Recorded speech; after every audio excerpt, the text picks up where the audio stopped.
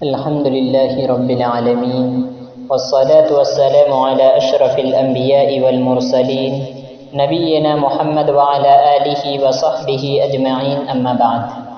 قال النبي صلى الله عليه وسلم: صل قائما فإن لم تستطع فقائدا فإن لم تستطع فعلى جنب. نماز میں کچھ واجب اور کچھ مستحب عمل ہیں. جو واجب ہیں ان کا کرنا ضروری ہے، جو نماز کے رکن میں سے ہیں. ان تمام ارکان کو صحیح طور پر ادا کرنا لازم ہے، اور اگر کوئی شخص عمدن جان بوجھ کر نماز کے ارکان کو چھوڑتا ہے تو اس کا نماز باطل ہو جائے گا اور اسے نماز اس پر دہرانا لازم آئے گا. لیکن اگر کوئی کسی شخص سے بھول چوک سے یا شک کی بنا پر یا کسی طریقے سے اور غلطی ہو جائے اور اس سے کوئی نماز کے ارکان میں سے کوئی رکن چھوٹ جائے تو پھر اس کے لیے سجدہ سہو لازم آئے گا. اگر وہ نماز میں اس کو مکمل کر سکتا ہے وہ مکمل کر لے، اور اگر چھوٹ گیا کوئی ارکان تو اس کے لیے ضروری ہے کہ وہ پھر سجدہ سہو کر لے، اس کا نماز درست ہو جائے گا. لیکن عمدن جان بوجھ کر ترک کرنے والے کی نماز باطل ہو جائے گی. تو نماز کے ارکان میں سے ایک قیام ہے کہ استطاعت ہونے کے باوجود اگر کوئی شخص قیام نہیں کرتا تو یہ نماز میں نقص ہوگا. لہذا استطاعت ہونے پر فرض نماز میں قیام کرنا ضروری ہے. یہ قیام ایک نماز کے رکن میں سے ہے، تو ہمیں چاہیے کہ جہاں تک ہو سکے نماز میں قیام کریں. نبی کریم صلی اللہ علیہ وسلم نے فرمایا: صلی قائما فإن لم تستطع فقائدا. نماز کو کھڑے ہو کر پڑھو، اور اگر اس کی استطاعت نہیں ہے تو بیٹھ کر پڑھو. اور فإن لم تستطع فعلى جنب. اور اگر اس کی بیٹھنے کی بھی استطاعت نہیں ہے تو پھر پہلو کے بل لیٹ کر پڑھو. تو اس حدیث سے معلوم ہوتا ہے کہ نبی کریم صلی اللہ علیہ وسلم نے سب سے پہلے کھڑے ہو کر نماز پڑھنے کا حکم دیا، یعنی قیام کرنے کا حکم دیا، اور قیام کرنا یہ نماز کے رکن میں سے ہے. لیکن اگر کسی شخص کو کوئی شخص قیام نہیں کر سکتا تو اس کے لیے کوئی حرج نہیں ہے کہ وہ قیام کو چھوڑ دے اور بیٹھ کر نماز پڑھے.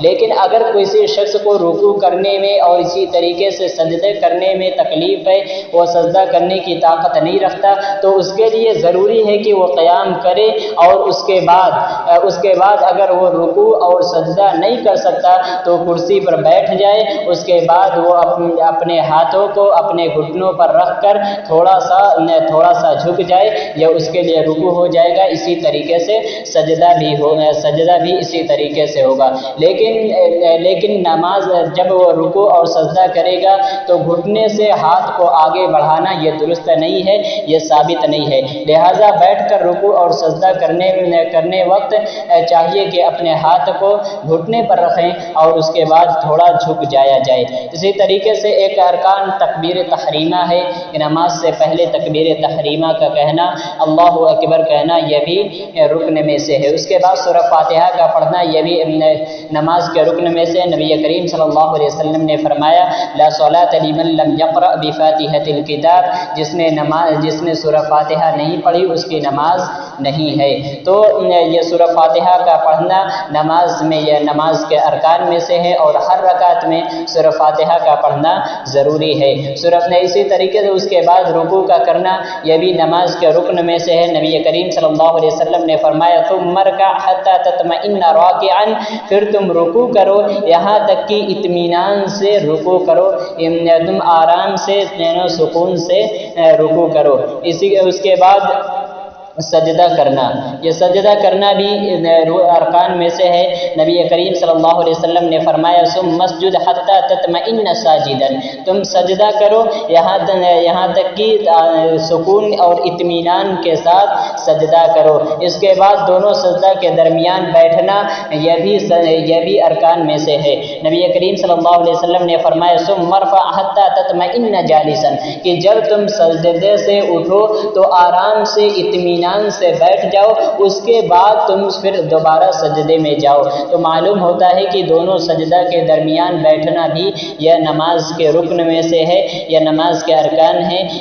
اور اسی طریقے سے اطمینان سے سجدہ کرنا، اطمینان سے سجدہ کے بعد بیٹھنا، یہ تمام سجدے یہ نماز کے ارکان میں سے ہیں اور اس کا کرنا ضروری ہے۔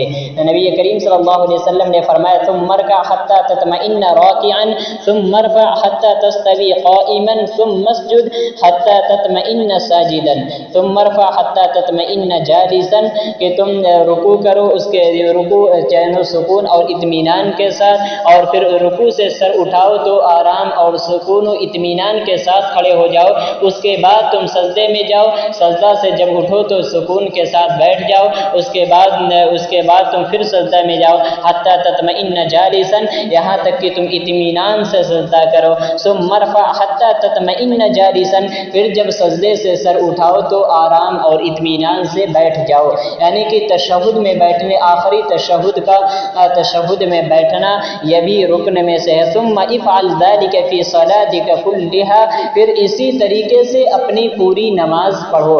نبی کریم صلی اللہ علیہ وسلم نے اس حدیث میں پورے نماز کے ارکان کے متعلق بتایا، یہ تمام نماز کے ارکان میں سے ہے اور اس کا کرنا ضروری ہے۔ اگر کوئی شخص جان بوجھ کر ان ارکان میں سے کسی بھی ایک رکن کو ترک کرتا ہے، اسے چھوڑ دیتا ہے، تو پھر اس کی نماز باطل ہو جائے گی، اور اگر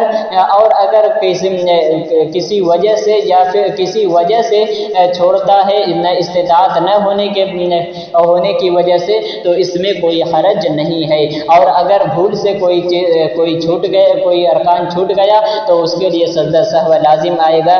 یہ نماز کے ارکان میں سے ہیں جن کا کرنا ضروری ہے، اور اس کے بغیر نماز درست نہیں ہوگی۔ اس کے علاوہ جو سنت اور مستحب ہے ان میں سے اگر کوئی چھوٹ جاتا تو وہ سنت کے ثواب سے محروم ہوگا، لیکن اس کی نماز درست ہوگی۔ اور اس کے علاوہ اگر رکن کو کوئی چھوڑتا ہے، واجب اور فرائض کو چھوڑتا ہے، تو اس کا نماز باطل ہو جائے گا۔ الہ العالمین سے دعا ہے کہ رب العالمین ہم تمام مسلمانوں کو صحیح طریقے سے نماز پڑھنے کی توفیق عطا فرما، آمین۔ وما علینا الا البلاغ۔